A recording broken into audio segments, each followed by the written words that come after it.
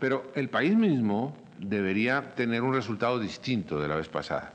El país después de una bonanza debe ser distinto de un país antes de la bonanza. Towards the end of the 60s, marijuana smuggling to the United States began growing each year.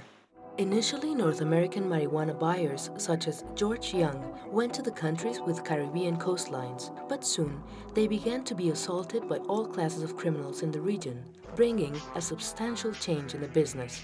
It wouldn't be the American pilots who would come to buy the product anymore, but Latin Americans who should imagine ways of getting the product to the United States or its borders. Marijuana smuggling to the United States was profitable for more than a decade, until the first domestic farming operations emerged in that nation, and especially when a product much more profitable and easily transportable made its appearance.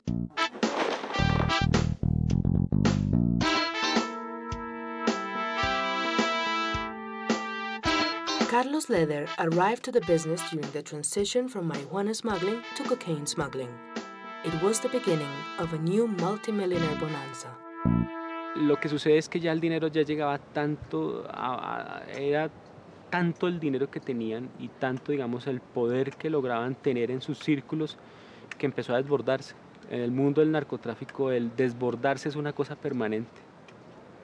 Entonces el dinero se desborda, las locuras se desbordan, las extravagancias se desbordan.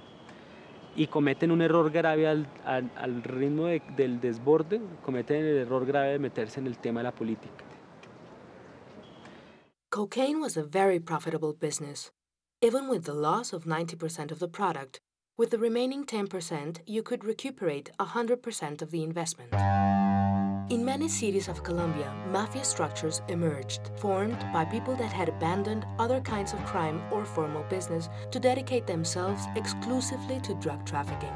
One of the most famous organizations would be one that later was called the Medellín Cartel, led by Pablo Escobar, the Ochoa brothers, and others, considered in their moment among the most wealthy people in the world, and with whom Leder would do business on several occasions. In the streets, they would be known as the Magicos, people that had made a lot of money, literally overnight.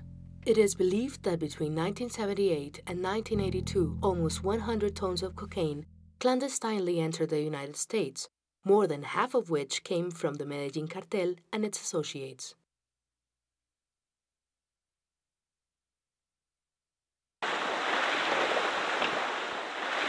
There are 4 stages in the cocaine business: production, refinement, smuggling, and money laundering. By the end of the 70s, what would later be called the Medellín Cartel already had 3 of these 4 procedures working on an industrial level: production, refinement, and money laundering. But the distribution of the drug continued to be a problem. It wasn't possible to satisfy the North American demand and Colombian greed only by sending people with drugs in their stomachs or with double-bottom suitcases full of merchandise. Operations that were very dangerous due to the efforts of the authorities. What was needed was a way to carry the product to North America in an effective and industrial fashion.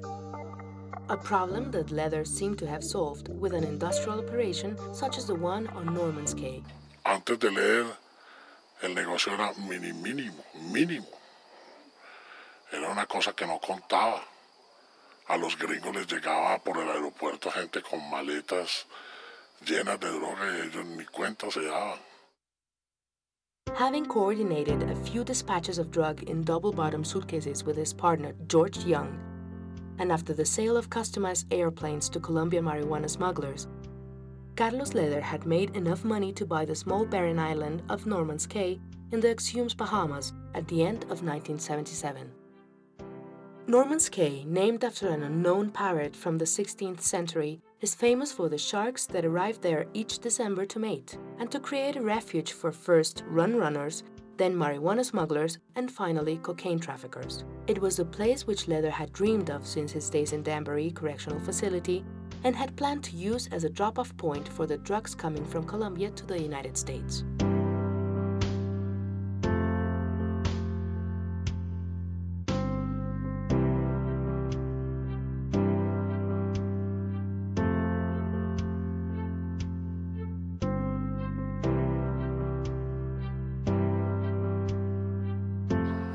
Él era un transportador de los que manejaban la droga.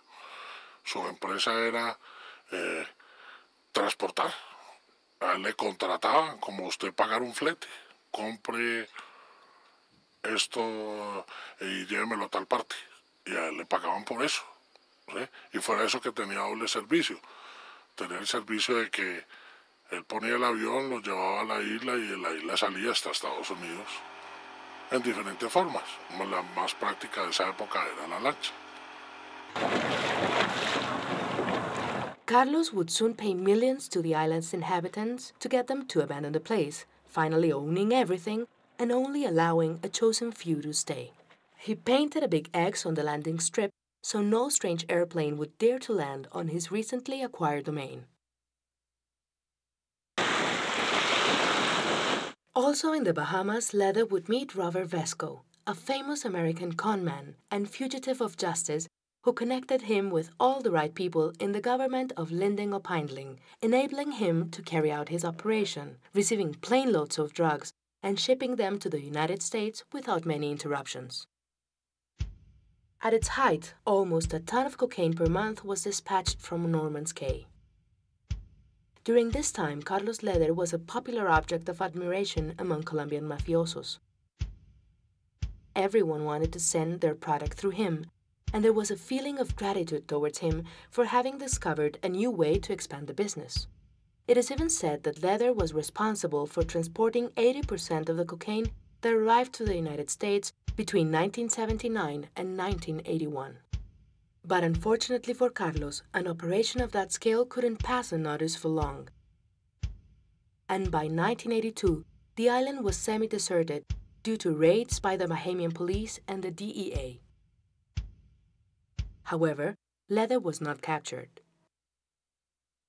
And as a way of saying goodbye, on July 10th of 1982, Leather bombed Clifford Park in Nassau, the capital of the Bahamas, with flyers saying, DEA go home. Some of these flyers had $100 bills attached to them. Even Pindling was offended. Oh, gloria immarcesible, oh, jubilo inmortal, et ur sol de